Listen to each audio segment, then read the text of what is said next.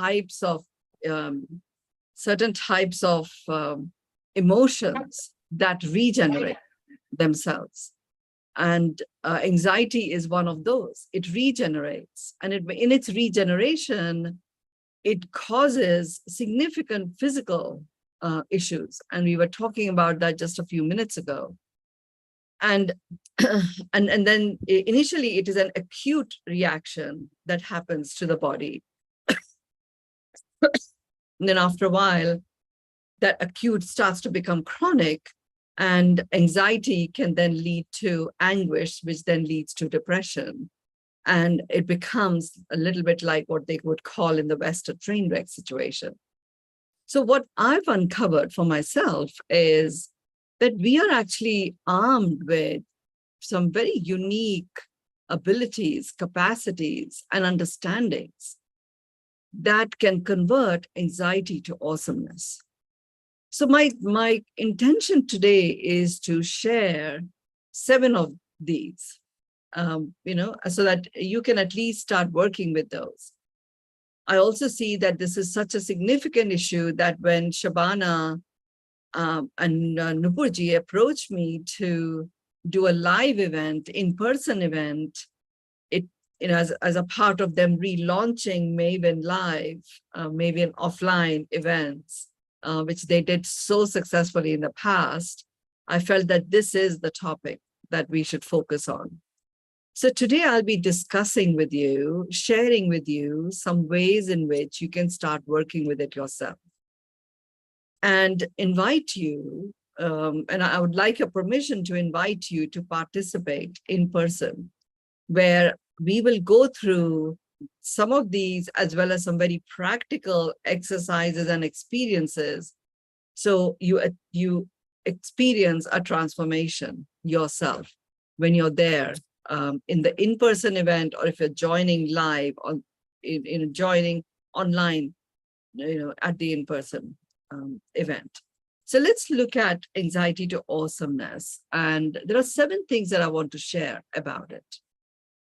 The first one is anxiety is quite normal. Anytime we have any form of like heightened excitement of any kind, it is the same hormones as anxiety releases. It's the same thing that gets released. But what causes it anxiety as opposed to enthusiasm? Excitement can result in enthusiasm. Excitement can also result in anxiety. Now, what is it that takes you towards anxiety versus enthusiasm? It is the first pathway, and it is a very specific trait that we have, which is giving energy to something. So whatever you give energy to, you get more of.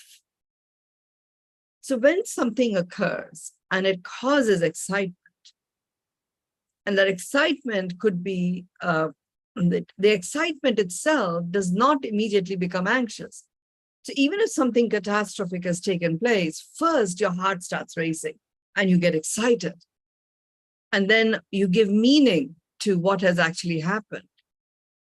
And then you give energy to that meaning. And that is the one that separates you from becoming enthusiastic about what's to occur next versus becoming anxious about what happened. If you were to look at anything that you feel anxious about, like we were talking earlier on about separation anxiety, someone who really cares for you then requires to have some time off, and then they go away.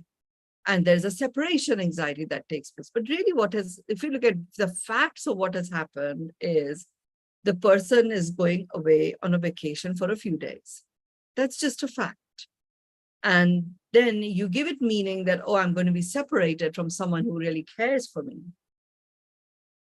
And then you give meaning to, oh, I may not be able to care for myself.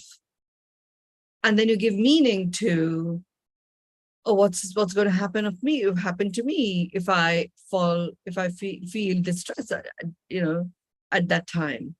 And then you give meaning to, oh my God, nobody will even know, and it'll get bad to worse. And then you give meaning to, then I won't have energy to call on anybody or to do anything when it gets really worse. Oh my, and then you give meaning to, oh, I might just collapse and everything will be over, game over.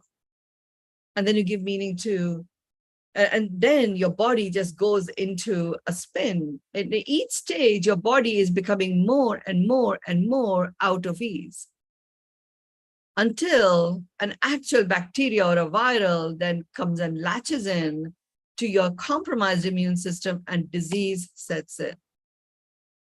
But it all began with this person who cares for you going away for a few days. So this first way of converting anxiety to awesomeness is really about coming to grips with the energy. What are you giving energy to? Because whatever you give energy to, you get more of. In this scenario that I described, where the separation anxiety kept multiplying, you gave it meaning, and then you started giving energy to the meaning, and then you started giving energy to the meaning you gave to the energy that you gave to what actually occurred, and then it kept multiplying from there. You were so disconnected from what happened. And as a result, you kept getting more and more and more of anxiousness, physical body getting diseased. You becoming even more anxious. Oh my God, look, this is what I saw, and so on. Alternatively, someone who cares for you is going away on vacation for a few days. And you feel anxious that, oh, how am I going to take care of myself? And you can choose to say, okay, let me create one thing that I'm going to do for myself every single day that will show me that I can care for myself. And so you now are not giving any meaning to anything. You're saying, okay, this is an opportunity for me to prove to myself that I can take care of myself. So each day I will do one thing.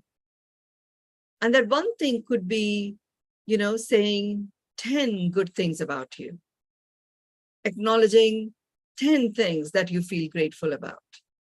And then the next day, so now there is no meaning happening. The next day you think of another thing that you're going to do. And then as you start doing it, you're starting to feel more and more confident in yourself. And now you're looking forward to the person coming back, but you're also aware that the number of days this person is away is now reducing. So energetically, you're feeling more buoyant, you're feeling more enthusiastic. And the person who was away is also receiving that energy and is actually looking forward to coming back. And then you're starting to feel, wow, look, 2 days have gone. And I've learned, despite however I feel, I've learned that there is something really quite good about me that I appreciate. There's something that I can feel grateful for in my life that I already have. Your mind is starting to go, wow, you already have so much. Day 3 comes about and you think, I want to share. The fact that I have so much, I want to be able to share it. I'm going to find one person that I can share this technique with so they can feel grateful. And then you find someone who you can share this with. And then both of you, that start sharing what you're grateful for, they're grateful for, then you get to day 4. And you then recognize that, I'm smiling. I started smiling a lot. And actually, I look really good when I smile. I'm going to share my smile with people and experience them smiling back. I'm going to count how many people smile back at me. And then you start doing that. I'm just using this as an example. You don't have to do it like this. But what I'm showing you is, in the first instant, anxiety happened in both cases. You got anxious. In the first case, you gave it meaning of separation. And you also anchored that meaning by saying that, well, and anytime someone I get close to separates from me, I just become really ill. And then from that point on, you started giving meaning to the meaning, to the meaning, to the meaning, and more and more and more anxiety kept developing until disease set in. And then the acute condition continues if you keep working on the meaning that you gave to something that happened. On the other side, you did not give it any meaning other than you just saw it as an opportunity. So you gave energy to an opportunity to proving to yourself that you can take care of yourself. And you got into action about it. And you gave energy to taking action, taking proactive action. And you got more of what you acted upon, more of gratitude, more of appreciation, more of smiles. And anxiety did not regenerate because there was no need to. It was just a moment, a flash in the pan that propelled you. It's like you put a spark in and your engine starts rolling in the right direction, in the enthusiasm direction. So that's the first one that you can use. And in the one-day session that we have, I want everybody who's coming to come with a whole list of things that you feel anxious about. And we will apply these things and more in very practical ways for you to work with them. Let's look at the second thing. The second thing is, often anxieties get triggered in relationships. It's a very easy trigger for anxiety. It could be separation anxiety, abandonment anxiety, rejection anxiety, or it could be bullying anxiety, control and command anxiety, or not having anything, lack of a relationship anxiety, right? The main thing to get when you are particularly feeling anxious about somebody else being a certain way, you look at the second trait. The second trait is magnificent. You are a magnificent being in human disguise.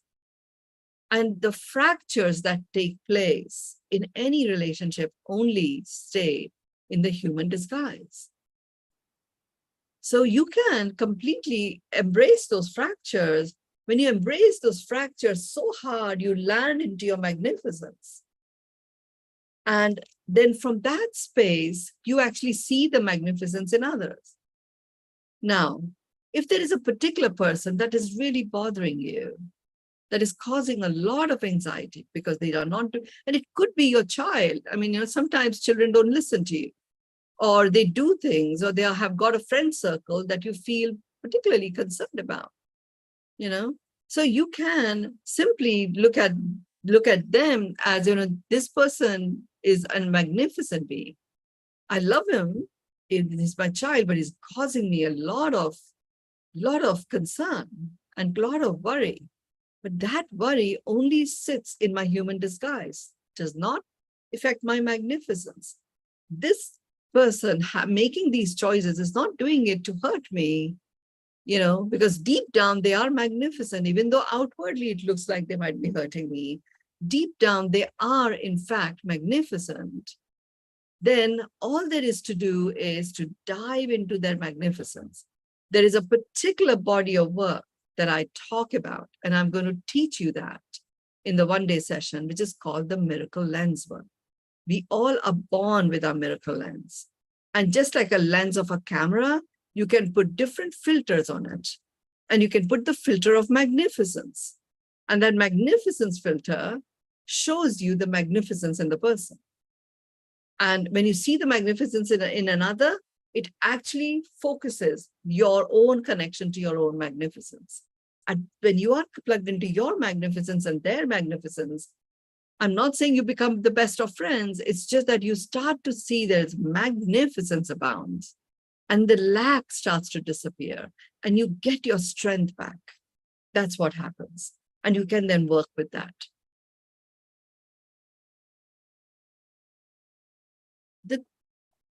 And you will learn about the miracle lens. You will learn to use your magnificence filter.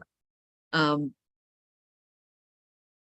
third one is behave, the behave trait. The behave trait is really linked to be and you have.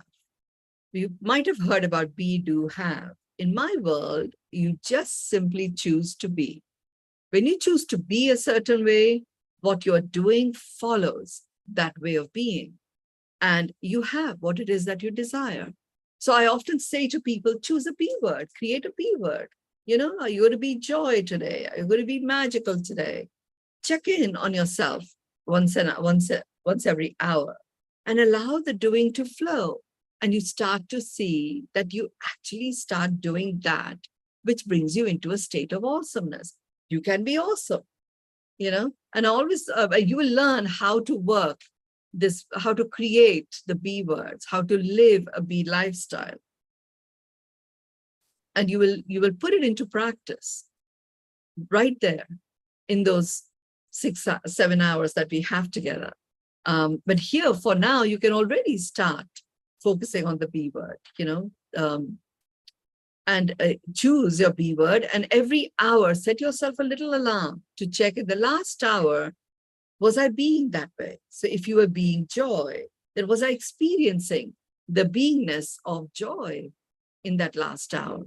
And if you were not, then okay, be a bit more conscious about it in the next hour. Don't beat yourself up, because that's again something that happened and you gave it meaning that, oh God, I can't even do this, or I'm not good enough. No need to give any meaning in my world.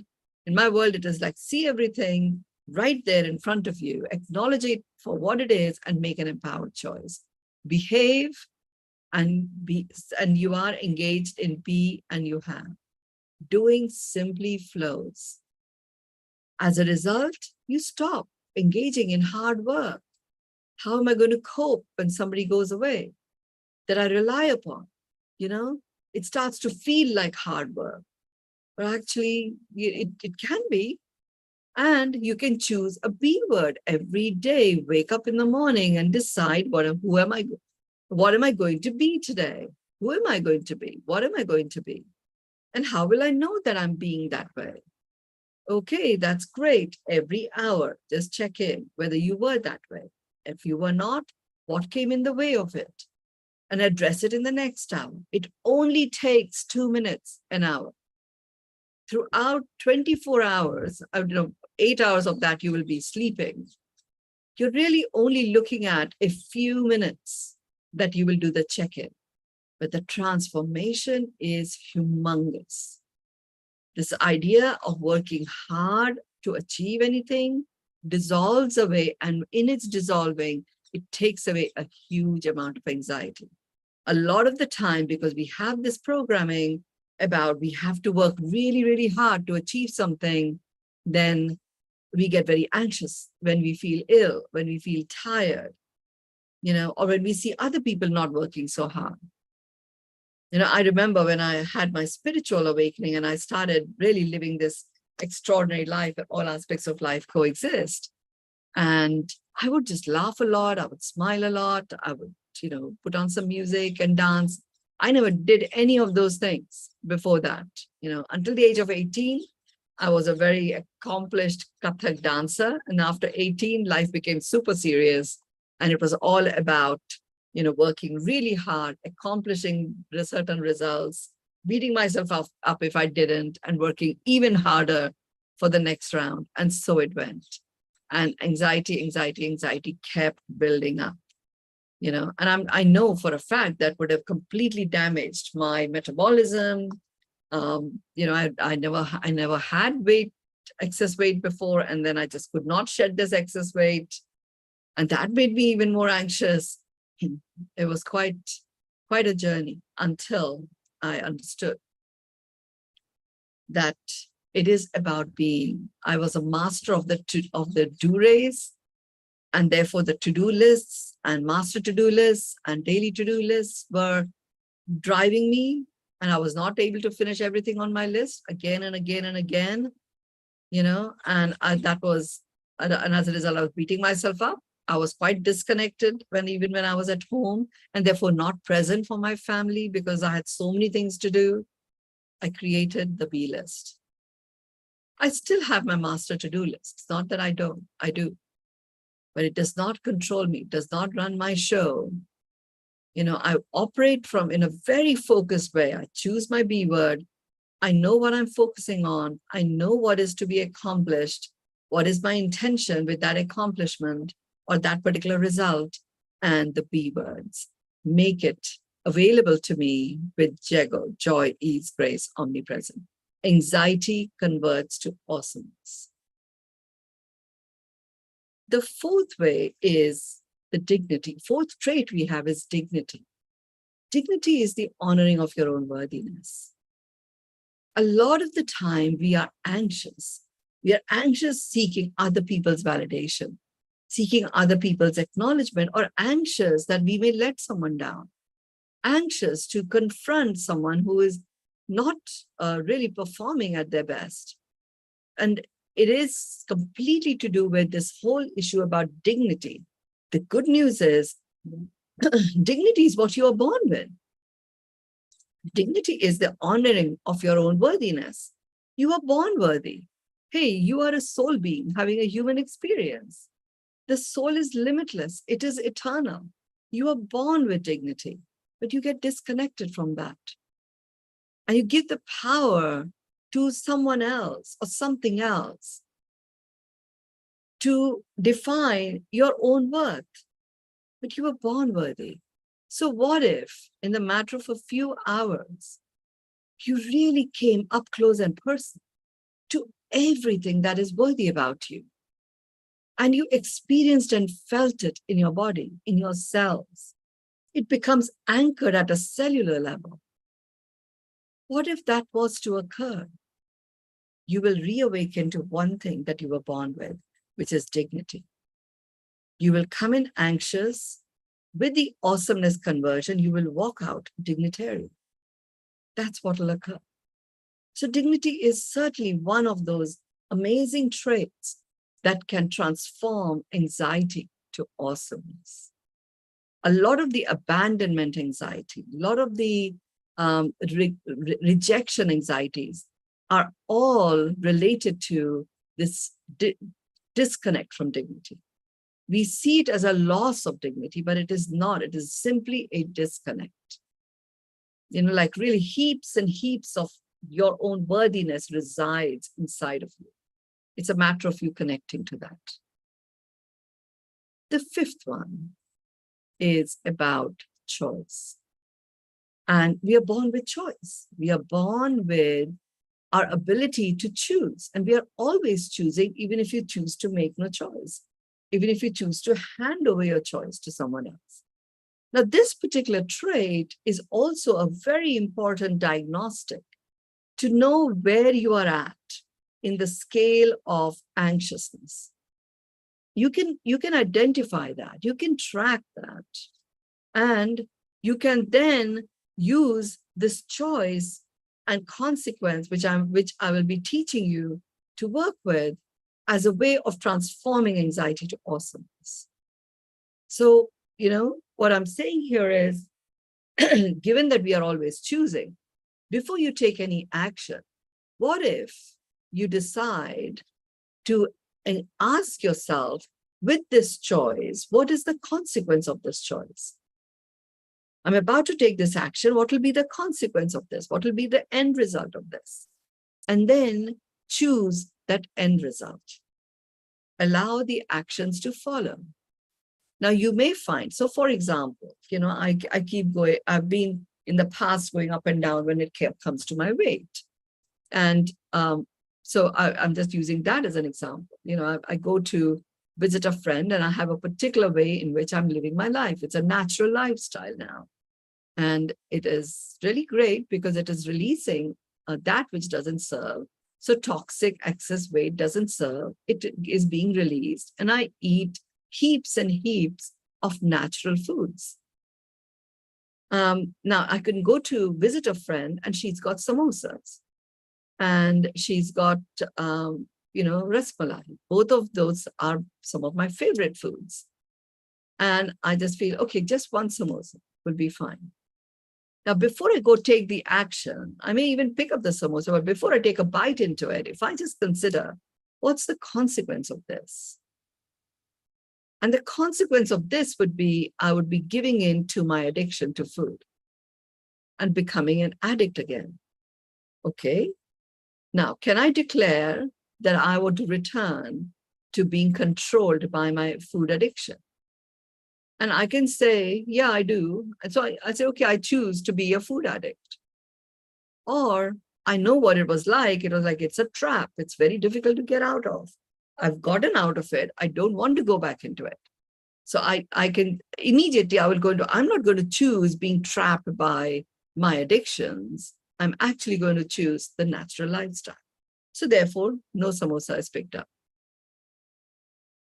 So when you actually work with choice in this way, where you choose the consequence and declare that you've chosen the consequence, immediately you autocorrect many of your own behavioral disorders that are at the root of your anxiety. It starts to happen. The sixth one is about, we say, oh, I'll try not to get anxious about it. I'll try not to be upset about this, right? But actually it is exhausting because your trying itself is, its innate vibration is exhaustion. So you actually, after a while of trying, you get exhausted and you stop trying. In the context of my weight story that I'm talking about, that's what it was. Oh, no, I've taken up this natural lifestyle. I'm just going to be that. I'm going to follow it. I'm going to follow it. And I'm going to follow it. It's very different than I'm going to try to follow it. Try to follow is like, okay, I'm just really having to control myself. I'm having to, really suffer not being able to have some of my favorite foods.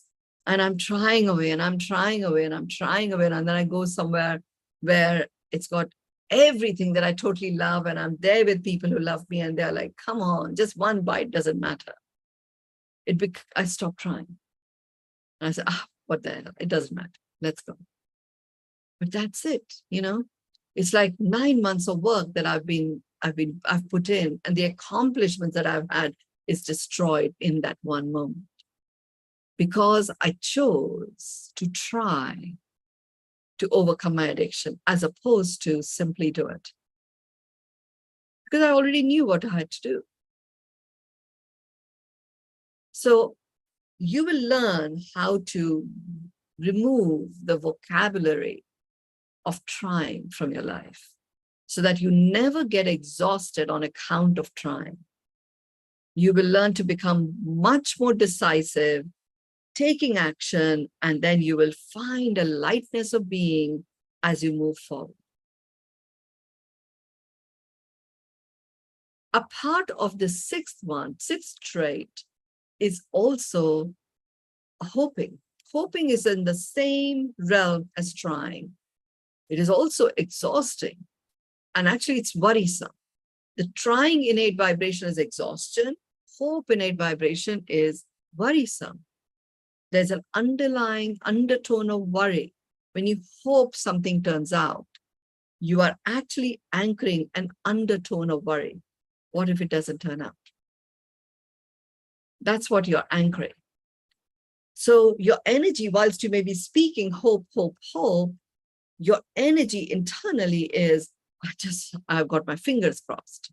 I just really hope it happens. It's about worrying. What if it doesn't? What if it doesn't? That's really what you're engaged in. That's what you're anxious about. So as a result, you land up just continually hoping. Instead, you can choose to get real and make an empowered choice in the midst of that reality.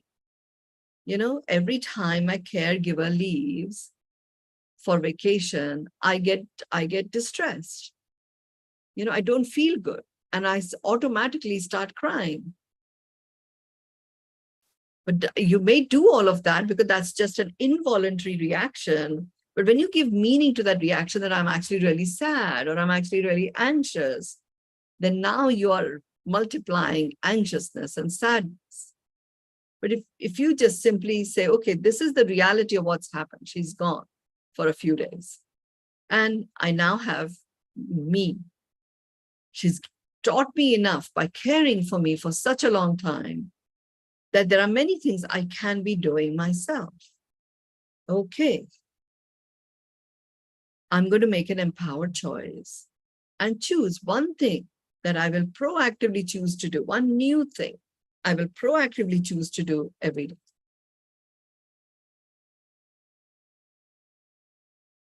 So you're not hoping anymore. You've taken what's there. I hope my crying stops. I hope my fever stops. Well, you're worried. What if it doesn't happen? Instead, you just see, okay, this is all happening. I see all of that. In amidst all of this, what is it that I can act on? What is mine to do? And that immediately converts anxiety to awesomeness that is propelled or fueled by hope. Because you become real, you power yourself up, you feel empowered, and you're in action moving forward.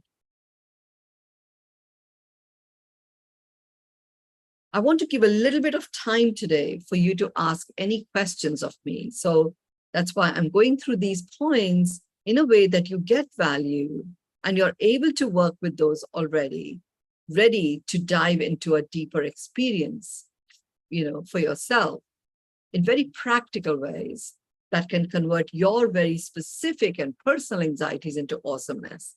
So the seventh one is using the power tool, the power tool for converting anxiety to awesomeness. And this power tool is acknowledgement,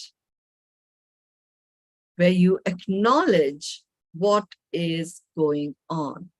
You acknowledge how you are feeling about it. You acknowledge where in your body are you experiencing it. You acknowledge, what does this anxiety even look like? What does it even feel like? Does it have a shape? Does it have, a feeling? You start to acknowledge the kind of words that trigger anxiety in you. You acknowledge, acknowledge, acknowledge, acknowledge, acknowledge until there's nothing left to acknowledge. At that point, you unconditionally accept all that is. Now you're already feeling so much lighter. And now you can literally stand up, take a big step forward, remain standing, and start acknowledging that which makes you smile, that which you feel proud about, that which you feel great about, that which you appreciate in your life. You're already in the realm of awesomeness. And once you've done all of that, you say your own prayer of gratitude and ask the question, how much better can it get? Give it over to the universe, get on with your day. This is a theoretical way in which you use the power tool of acknowledgement. When you come and see me on the 2nd of September, and we have a full day together, you will use each of these tools and certain very specific cellular experiences through guided journeys that I'm going to take you through, so that you can actually apply them in the moment to your anxieties. You come in with a bag full of anxieties, you leave with a treasure trove of awesomenesses and a collection of tools with which to work on dealing with your own anxieties and converting them into awesomenesses. So Shabana, I'm going to hand it over to you if you can facilitate any questions that people may have about the upcoming event that is happening, or anything else that you wish to say. I'm here to address them. Thank you so much, Mynoo. Thank you, everyone. If anyone has any question, please feel free to ask. Rajvin, have you got anything for yourself today? Because we started with Rajvin's question. You need to, yeah. See, my question is, when my caregiver was away, I was having I had very, very bad flu. Um, I haven't gotten sick for the past 3 years, as I mentioned, because of laughter yoga. And now I'm so happy for 1 week. And now she brings in and then I plan to go for uh, good outings for while she's away.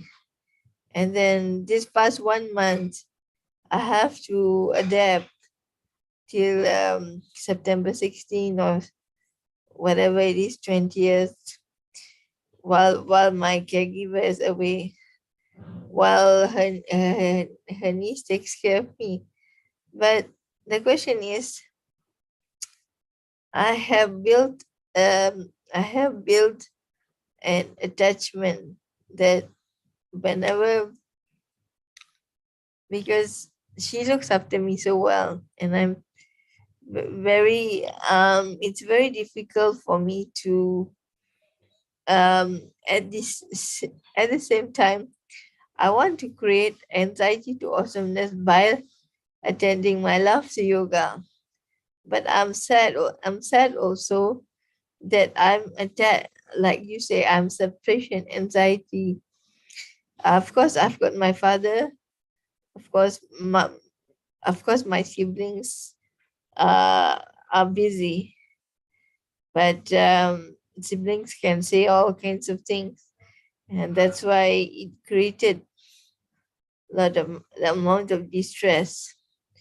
And so, I'm trying my best to create and transform myself from anxiety to awesomeness to laughter, and make the best usage, make the best out of it for this Yeah. 1 month, and try not to not to be so anxious by being on anxiety pill, because if I don't be on anxiety pill, I will start crying at least. And I'm also on baclofen, and I'm perfectly doing very well. But there's a sense of I'm there's a sense of me talking that I'm so used to you, and thank you for being home. And I just can't wait for this 1 month to be over. Yeah. So, what happens is when we are, when we live in past and future, we are not in the moment. So we're disconnected from the magic of the moment. Yeah. Right? So what happens is, what is it that exists in the future? It's only the past that can ever exist in the future, because neither of those are real. The past has already happened. Yeah, past has already happened. Yeah, and the future doesn't exist yet. So it's great that you're doing laughter yoga, because that shifts you. See, I've got cerebral palsy. Yes. If I choose to dwell on that cerebral palsy, I would be not Correct. not be mobile at all. But Yeah. I choose to be mobile. I choose to, because I've got a degree. I choose to inspire people. Yeah. Now, people, because of my health problems and because of transportation problems, I cannot work outside because I have issues moving about. My parents have to carry me, and it's quite difficult. And I Yes. don't like to think about the future. But Yeah. So you're already trained. You've already worked on yourself to be in the moment and make choices moment by moment. It's using that strength that you have, that capacity and capability that you have, and applying it to this situation, which is, okay, she'll be back on the 16th or the 20th, whenever that is. What if, like I was sharing, what if you were to choose one thing every day that proves to yourself that you can take care of yourself? Like, just do one thing. So the laughter yoga you decided to do, and that's great. You've made according to it. Laughter yoga. I Yeah, mean, there's walking. there's walking. That's great. Now, There's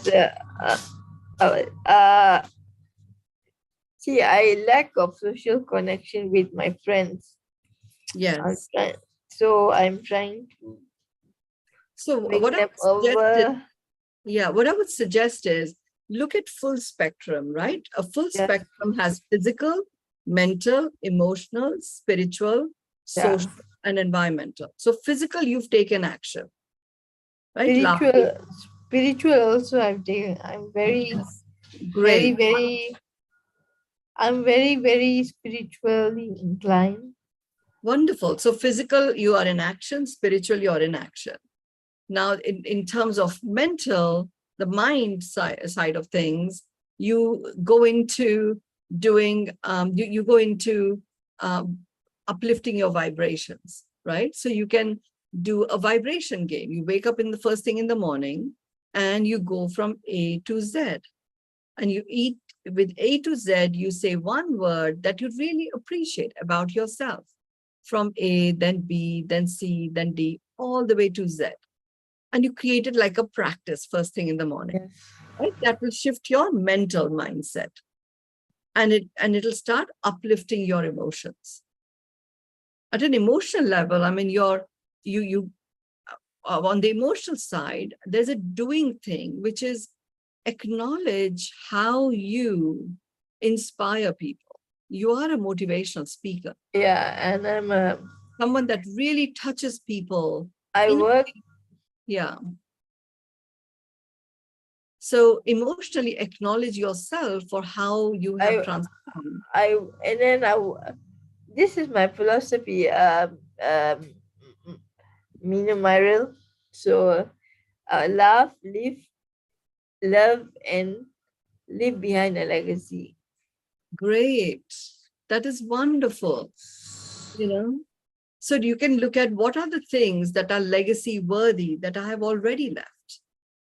I feel that my legacy worthy is being in the pageant. That also, thanks to before I was much anxious. I said I was much anxious. I had Indonesian ladies to take care of me, and they were not so educated. And now my caregiver and my parents have shaped me to be the person I am today. Yes. As well as my siblings also have played a part in it. Yes. But Yes. I can tell you that my siblings are sad to see me like this.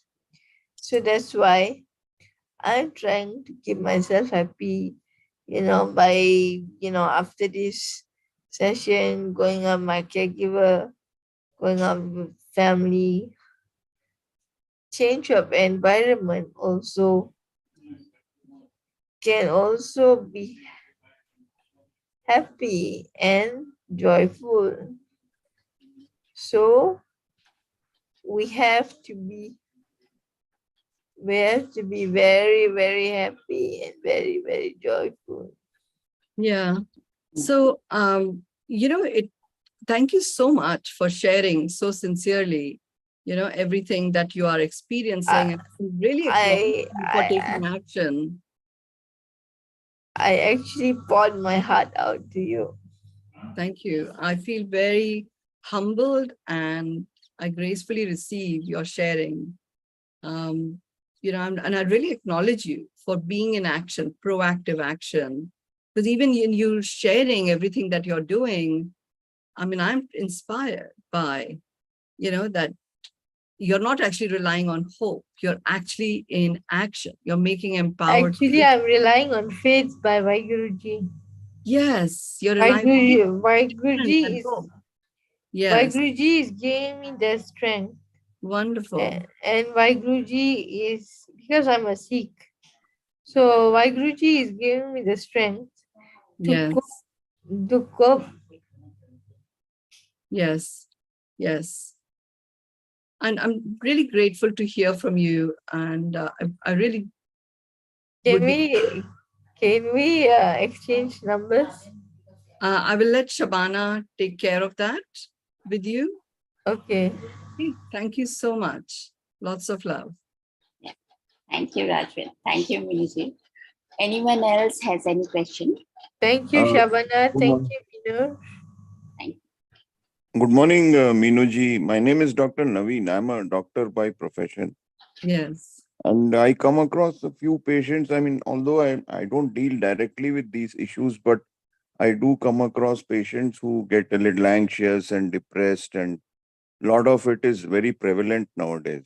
Yes. And I just want to know whether you can have all these anxiousness and this depression and these kind of things which are there in today's world without any precipitating causes. I mean, can somebody he's a happy-go-lucky and having a job, having a family, everything seems to be generally okay in his or her life, and all of a sudden this whole business of anxiousness and depression starts. There doesn't seem to be any apparent precipitating cause. Yeah. So can it just happen to anyone anytime without any reason? I mean, does Yeah. it have any logic? And is, of course, if there is a reason, if some death in the family or your, some issue, you got financial burdens, some other thing, health issues, there are 10,000 things where you can have mental issues. But can these things just happen just like that without any issues only? Well, thank you for asking that question. And it's a really important one. It was a huge thing for me to understand that our wellness is a function of a full spectrum of that which comes together to give us our feeling of wellness. And in the full spectrum, there are things that occur physically, the things that occur mentally, emotionally, spiritually, socially, and environmentally. So your point about everything, let's say physically, looks completely fine for this person. They live in a good home. They seem to have a really good relationship. They're in a good job. All of that is fine. And then suddenly we hear that the person is depressed. So it may be nothing to do with physical. There are many, many, many celebrities that we've heard about, from Marilyn Monroe to a whole host of them that have chosen to take their own life, even though from an external perspective, they have name, fame, success, wealth, they are loved, admired by everyone. So physical is not the only thing. Physical is one No, sixth. ma'am, I'm not asking about that. Say, suppose there is something, okay, mentally there is some problem, there is some breakup, there is some heartbreak, Yeah. there is some issue. Then it is logical to explain that this person has gone into depression, but without any actual reason being there.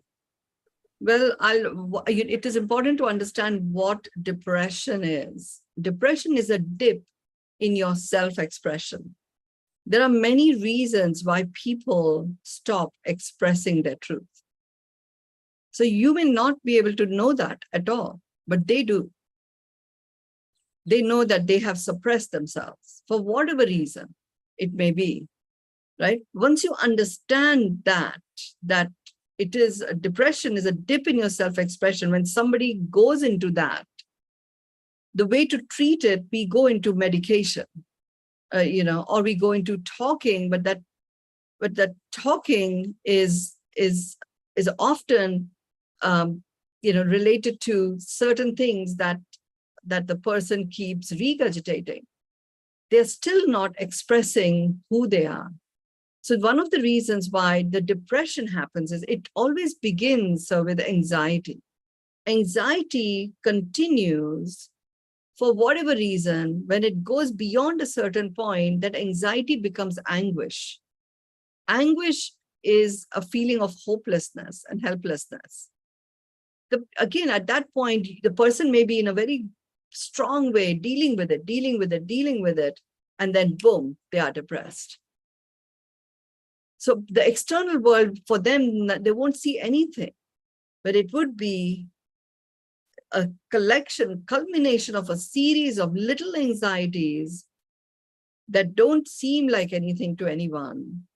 And then there is an anguish switch that gets turned on. When the anguish switch is turned on, the self-expression really dramatically diminishes, and boom, depression is there. Is this a disease or is this a personality trait? It is a function. Dis-ease for me is lack of ease. So absolutely, it causes a great lack of ease not being able to express yourself, even if you choose not to express yourself. It is a function of a series of choices, and therefore it can be corrected through a series of choices. But when initially it is an acute condition, and then when it becomes a chronic depression, then there are certain chemicals that get released in the body that require counterbalancing. And it only requires a momentary counterbalancing. You can address those chemical imbalances through diet, through choice of lifestyle. You can then address what the root cause was of it. So it is. Is it possible ever to get out the root cause, because that person never expresses himself or herself? So how do you get out that root cause? You actually, it doesn't matter that they tell you why. The most important thing is when someone is depressed, then you find a way in which they feel that they can express themselves. So it may be like going to a goshala and being with cows. The person, nobody's talking, and the cows have a very beautiful vibration, and maybe there is some form of expression the person starts. It just has to start where they start expressing themselves. And the moment they do that, then that's the doorway that you can then support them to express themselves more and more and more, and depression disappears. I had this situation in my own family with someone very, very dear to me, very young. This depression in young people is so rampant. Correct. So that is what I mean. You know that they've generally been living well and they've generally been okay, but somewhere along the line, without any apparent reason or cause, these things just starts creeping in. I mean, Yeah. What I think what you're saying is some form of therapy as to how do you open that window and get out of it. I mean, yes, Well, I think that is perfect. I've had very highly depressed people, severely depressed people, like self-harming depressed people, come and do immersions with me, and I don't focus on, because they've just had enough of hearing, "Arey, come on, you should talk. Come on, it's so good." They've had enough of being told all of that. They really don't want to know. They shut themselves out even more. And they go through this immersive journey. I do it in a space where there is quite a lot of nature, because nature always takes a lot of anxiety away automatically. And then they just participate in certain activities like a game.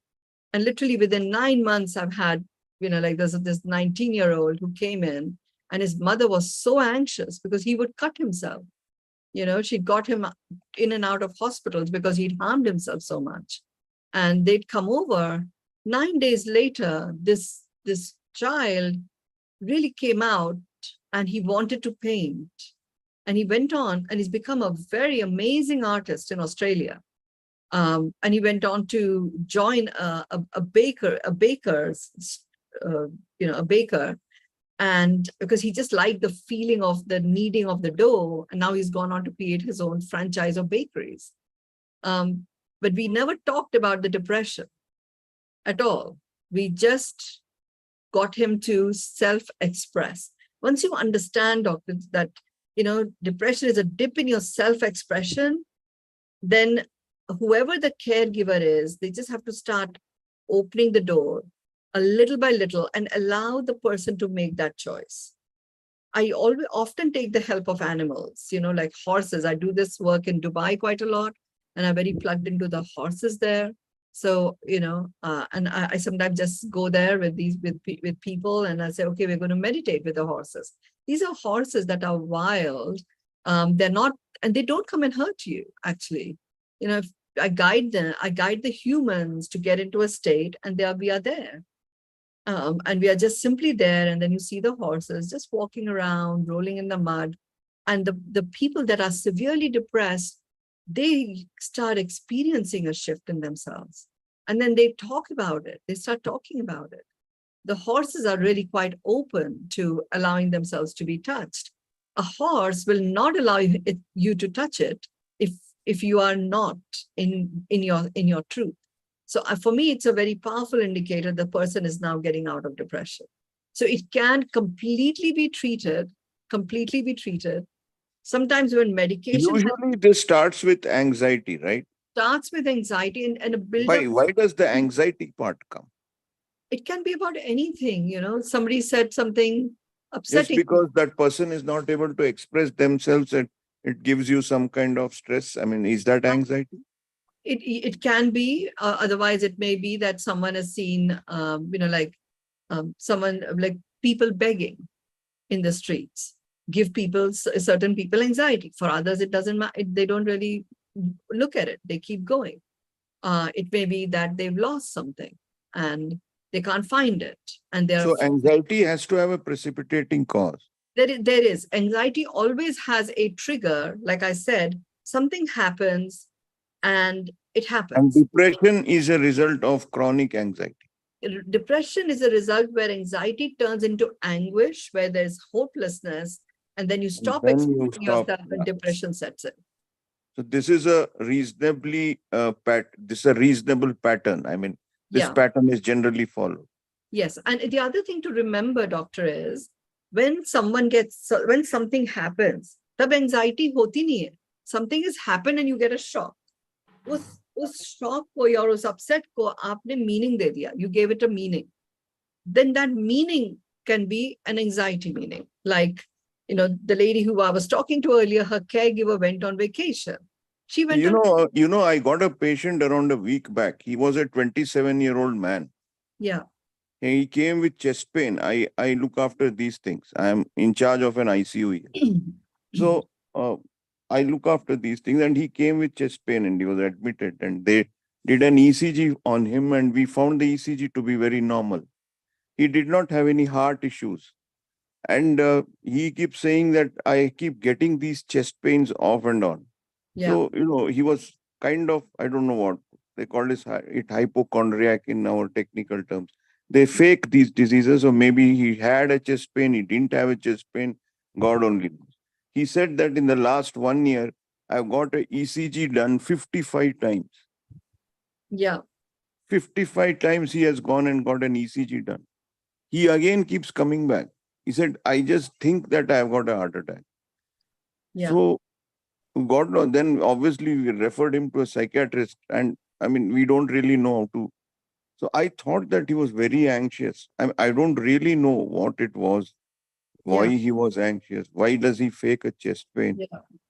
Some strange, these kind of things keep happening, and we really don't know how to actually approach them.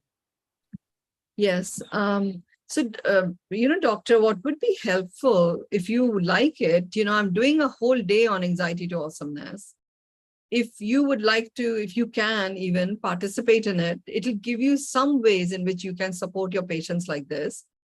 This particular, so, like I was talking about, when you have this anxieties build up, they start causing an emotional trigger, emotional distress. A culmination of that starts to cause a physical dis-ease, lack of ease, which is what happens with the person you're describing. It happens with many people. That happens, physical lack of ease. For some, it is chest. For some, it is they can't walk, they can't move forward. Others, it is just simple inflammation. Sujan aa jati hai. Or they, like in my case, I used to go to food. I never Actually, they start seeing this TV and so much of talk about diseases. and they start replicating onto themselves also. They Yes, think, so oh, अच्छा अच्छा ये you- मुझे भी हो रहा है, that मेरे also को is सिर में an, दर्द हो रहा है, हो सकता है मेरे को सिर में ट्यूमर हो, and ऐसे that होना. also is anxiety, right? Correct, हाँ, that is what it is. That हाँ. is anxiety. It starts to multiply. So I always go into a choti cheese. If you have a number of ways in which you can just take ek anxiety ko apne, if you learn to convert that into awesomeness, you then start to feel, oh, actually, I can get out of it myself. You know? So then you go to the next one and the next one. Request if you just, where is the workshop is online, ma'am? Shabana will tell you more about it. Shabana? It will happen in Delhi, in the Surya Hotel, New Friends Colony.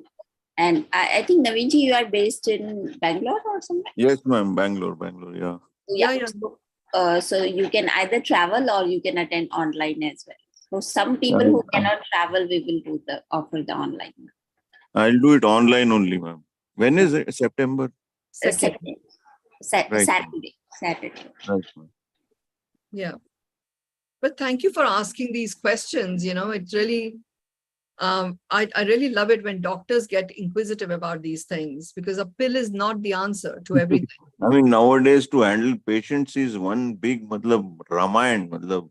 God knows what they have. God knows what they want. It's so complicated. It's all become very complex. Yeah. Every patient is like a story in himself or herself. The thing is that because well-being is full spectrum. Ye hai chakkar. Our doctors have been trained very well to deal with the physical and a little bit of mental, but full spectrum hai because we are full spectrum human beings. Ye ho raha hai.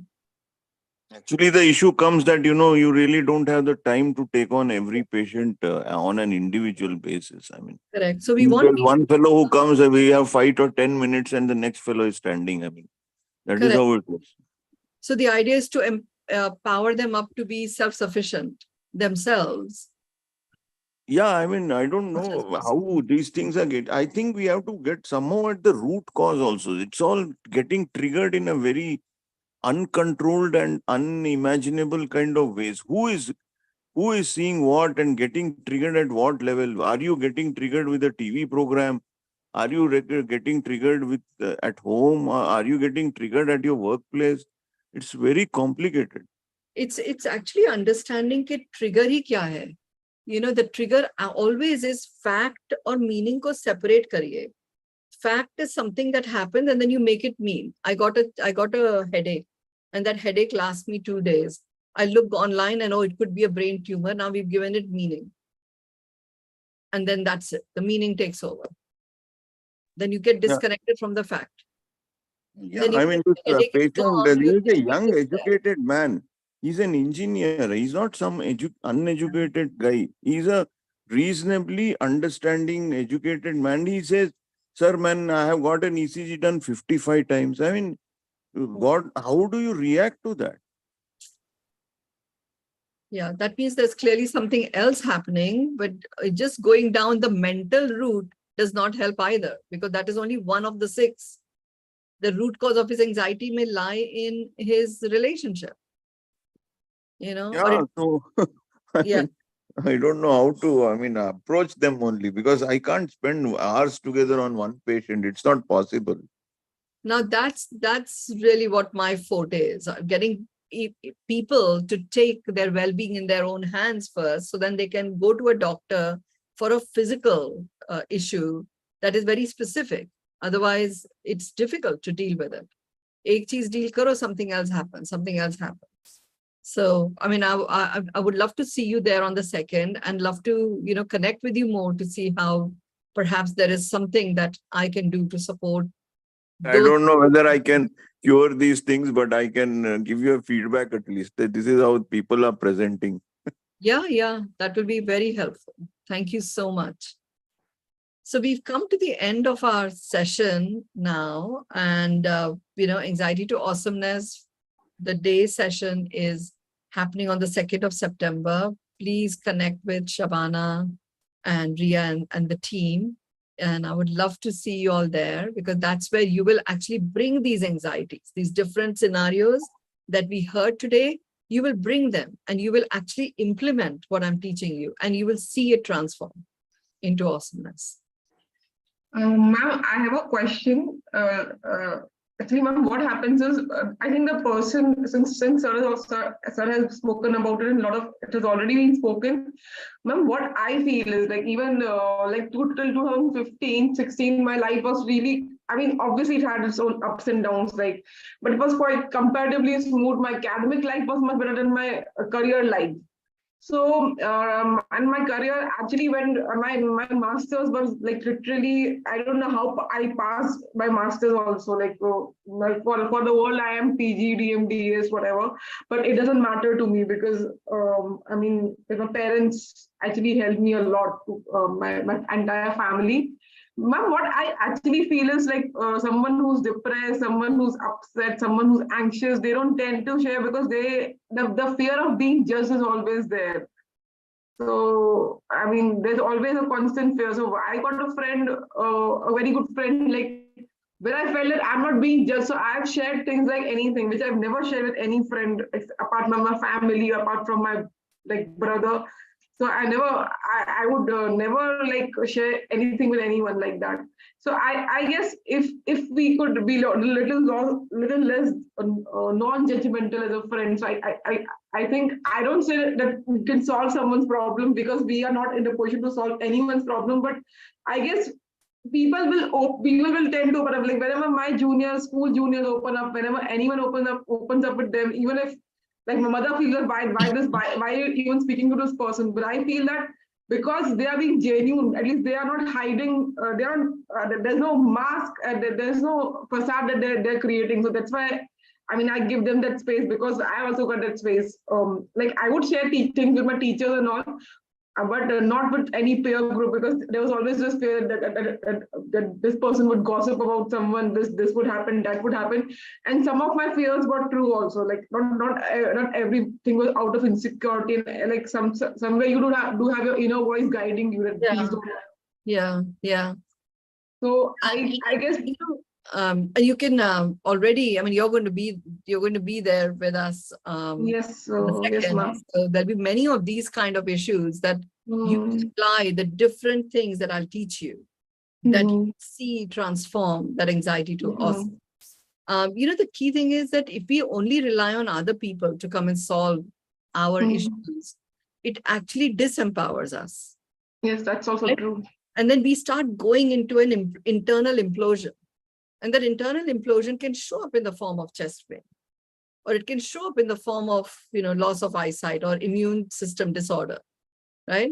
So I always say, first thing is rather than look at the external world, let's focus on stepping in within you, and see what it is that you can do for yourself practically.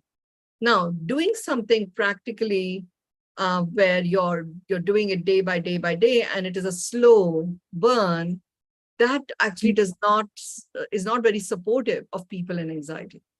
So, what I've done is I've actually really created a collection of ways which engage you mentally, because your mind is so strong that, and you do it with conscious awareness, that you start seeing the difference instantly. So you then start to communicate with yourself that I am powerful enough to convert my anxieties into awesomeness. Okay. Right? So then and as people do it bit by bit, then they feel stronger and stronger. And there are three very powerful questions that I'll also arm everyone with, that they will use during that day for themselves, that can break any pattern. And immediately, I mean, I've had people coming in with, I think I've got angina. I keep getting these angina attacks with the pain in my left arm and chest, or feeling breathless and all that stuff. And then it goes away because their ECGs were all normal, right? So it's nothing to do with that. It was something else that was there. But whatever was there, they had shut it off so much that they didn't even know what it was. So even when I was 24, like when I was doing masters, so even I used to have this pain, chest pain and all that. Like I didn't go to any doctor. because I was at that time I wasn't earning, so obviously I didn't want to spend money and all that. So I would actually speak to one of my friends. I just spoke to her casually. She's a doctor, so she's like, I think I get heart attack. Even I used to have this insecurity. Oh, I'll get BP. Oh, just protect me from diabetes. I don't want diabetes at such a young age, at any age for that matter. Yeah. That doesn't happen. I would do affirmation. I would do everything. Like I would even control my diet and all, because I didn't want to actually be. I mean, nothing health, but still I would do everything my best, because I was like, I knew that I'm in a stressful state right now. Like I'm not in a happy state. If I was to take the first trait of energy, you were giving so much energy to all those things that were contributing to anxiety. Yes, I was actually. Anxiety. Even though you were busy doing something proactive, the energy was given to anxiety. So that was multiplying. So, and then one of my then my friend told me that are you nuts? Are you mad or what? If you would have got, if you think you're getting a heart attack and these kind of things, you would have been in a hospital. You wouldn't be talking to me and walking and all of that. So that's when I realized that it's all my thinking. These things are not happening. Yeah, So I mean, Ria, that now that you are opening about all this is what I was actually trying to say. I mean, people are just interpreting certain things in a certain way and putting it on to themselves. I mean, it is like, I don't know why it is required in the first place. I mean, why does it happen that, I read about some heart disease, I hear from someone, Yeah. I listen about diabetes, or I listen about some thyroid or something. And you put it on yourself. Why is it this kind of thing happening? That Yeah. this is what is the whole thing actually. I mean, Yeah. I don't know what you're sitting at home too much, or you're too much into this social media and these information sources which are coming up. All these internet things. I mean, you said, no, ma'am, that you better go out into nature and spend a little time of thoughtlessness rather than just keep thinking cooped up in a room in front of that computer. I don't know what this is. I mean, But doctor, when people go into that space, they are actually in a spin. They are stuck there. It is equivalent to someone who goes into a state of depression and just doesn't talk to anyone. There are some people who go into this over spinning. no, I mean, as this girl said now, no, ma'am, Yeah. it is like, she did not want to do this. I mean, she's like, in her academics, she is having this thing. She has to now read a lot. She has to get hold of that degree, get hold of that Naukri. This is all part of our society only. And Yeah. actually, we can't really get away from all this. Yes, so it is important to empower yourself, but that's what I'll be talking about. That's what I'll be arming you with. Something like, in the sea of crocodiles, how are you managing to avoid them and swimming through? I mean, something like that. Yeah. Well, the thing is, the crocodiles are our own creation. Once you get that, actually, it's not real. Yeah, it's a mixture. I think that social media thing, this computer thing, this internet thing is contributing. It's not actually exactly my creation. I mean, that way. Yeah. Yeah. You are part of a certain thing which you can't avoid, and you have to get the side effects of it. Yes.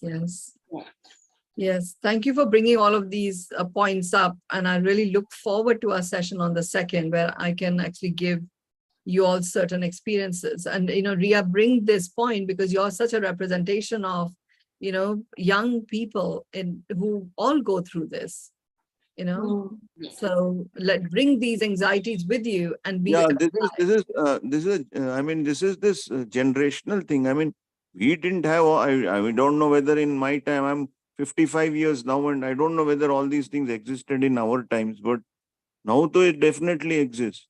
Yeah, because times have become very stressful, and there's a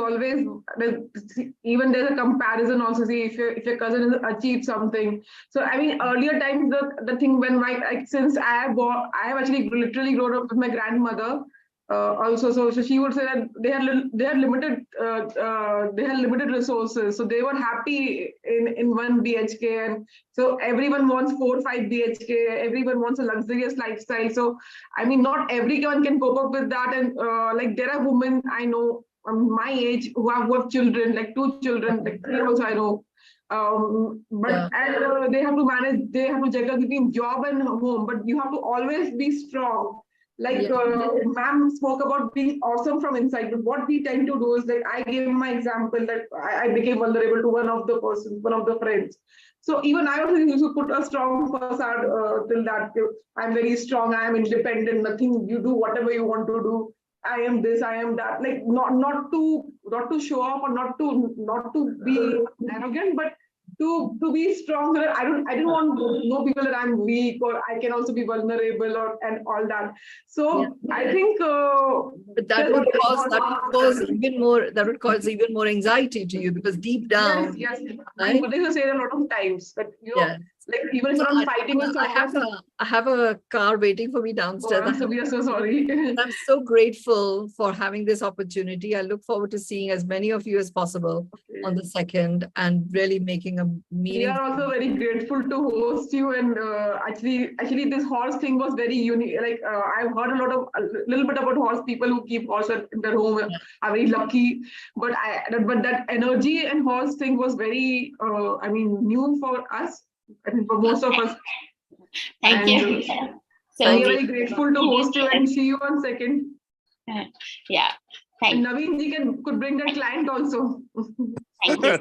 Yeah, I mean, there are not one, madam. There are many of them actually. Yes, so many clients also. Thank you. Yeah, thanks. Yeah. Yeah. Thank you so much, Mynoo ji, for Thank you.